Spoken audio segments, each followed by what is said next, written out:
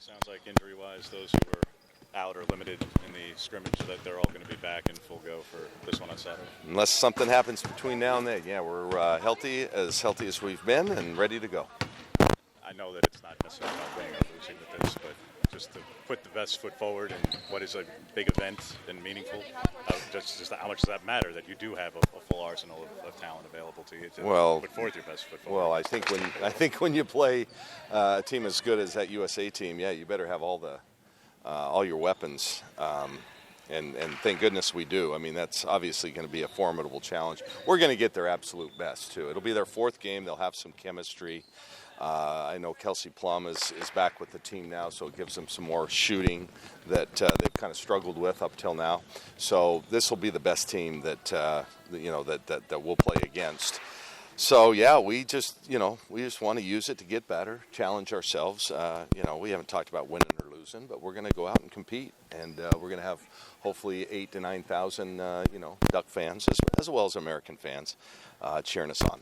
How much do you have to treat this as the event and the opportunity and the spectacle side of it, where if this is competitive, because they were pretty competitive at Stanford. I mean, that was a relatively speaking close game. Like that, if this was close in the fourth quarter, that you might ratchet it up a little bit and actually play it like a really serious finish of a basketball game.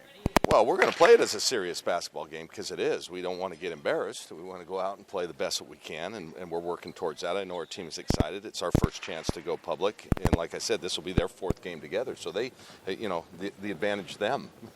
But no, we're going to compete. We haven't talked about winning or losing. I don't think that really matters at this point.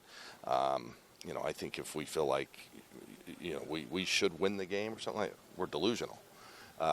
These guys are really good, and when they did want to decide to make a stand, okay, we're gonna shut this down and finish this, they did. So they're capable of doing that. And like I said, I think we're gonna get their best shot. We are the number 1 ranked team in the nation right now. For what that's worth, it means nothing. Number 2, we'll have the biggest crowd. We have some high-profile players that have been on that WNBA in that conversation, so they might want to make a point there. We'll see. But I'm anticipating a heck of a battle. Sabrina mentioned that some of these freshmen said after the green-yellow scrimmages the most people they had ever played against. I mean, when you look at someone like Sabrina in her freshman year and where the program was kind of at and what the fan interest was kind of at, how much has that just changed in the 4 years since, where now you're a number 1 preseason team, you're hosting Team USA, you got thousands of people showing up to your own scrimmages? Well, I think it's pretty neat. I mean, obviously our games now I think are going to be more of an event. I mean, it's kind of cool. People brag that they have season tickets and let me know where their section is and how many tickets that they have. It's like a badge of honor, and I think that's great to where we've grown this program, and this team is certainly worth watching. I mean, they are exciting. They play fun basketball. They're very unselfish. We have star power. We really have everything necessary to have the great fan support that we do. And yeah, just to see how it's grown, man. My first year here, I remember it was roommates and parents of players, and that was about it. And some people that just stumbled in, saw the lights on, and thought, well, we'll just go see what's going on. And now, like I said, it's an event. How do you think your freshmen have kind of handled that moment to this point? I mean, they had the scrimmage in which someone said most people that ever played against, but also the outside noise, being the number 1 team, Team USA coming to town. I mean, how have some of these first-year players handled it so far? Well, they haven't really had to handle it. I mean, the green and yellow scrimmage wasn't really, that much. That was more of just an exhibition, kind of go out and have fun. I had players hugging each other down the court. But this is for real, and hopefully the moment won't be too big. The fact that they're cheering for us, I think, is a big difference. It'll make them feel a little more at ease. But sure, there's certainly a learning curve, some maturity that goes on, when you're that young and playing in front of this many fans. But they'll adjust. They've all played at high levels. They've all played at professional levels. All our freshmen. Mignon Moore, they didn't play in front of many people at USC, but she's been at other places where we drew, and so I don't think it's going to be that big of a deal. Talk a bit about Ruthy Hebard and what she's meant to this program. Yeah, I know Sabrina gets a lot of attention and well-deserved, but I think Ruthy has been the backbone of the program for her now 4 years. She truly is. She's been our most consistent performer. I think what makes us go, there's a lot of teams that have a lot of really good guards and a lot of good shooters. Nobody shoots the ball better than we do. I mean, the facts show that. But we get those threes, and we are difficult to guard because of Ruthy. She's our hammer. She's the one player that is tough for people to match up with night in and night out. And so when those shooters get threes, I mean, it's pick your poison. Are you going to double team Ruthy? And if you do, that opens up an open sniper on the perimeter.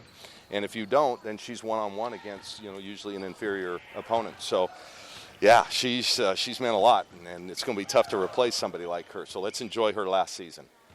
I understand you don't have the answer by way of timeline on Sedona, but how much? I wish I did. I wish I did. That's my point. Is you're starting to get nationally. There are a lot of answers on these waivers. Yeah. How much would it help to just have this clarity before Monday? Where I know she still has to rehab and things, but you need an answer here before competition starts. You would hope. You would think. Well, we'd hope, but that's in the hands of the NCAA, and all the paperwork has not been in their hands that long. So it's not like, we've been waiting longer than most. So it's still relatively new into the hands of the NCAA. I think they'll expedite it best they can. But like you said, I think she's still rehabbing, so she's not ready to play in a game anyway. But and I think mentally she's preparing for both. We hope that we get her. She is a difference maker.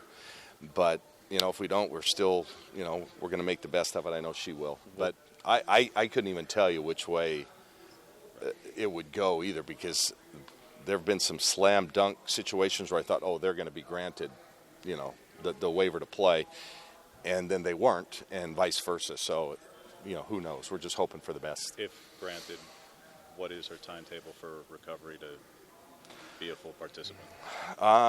Sooner than later, but it's big picture with her. She's got a rod in her leg that hasn't still completely healed. So. And it's been a while, and because of that, it's kind of made her have other issues, physically. So, we just hope that if indeed she is able to play this year, that we get a healthy Sedona, full-speed Sedona by mid-January sometime, by the time Pac-12 plays. That would be a real bonus. Is she available for Saturday? You intend to play her? No. Oh, heavens, no. We'd like to. I mean, it'd be nice to have somebody of her size to match up with Sylvia Fowles, but and others.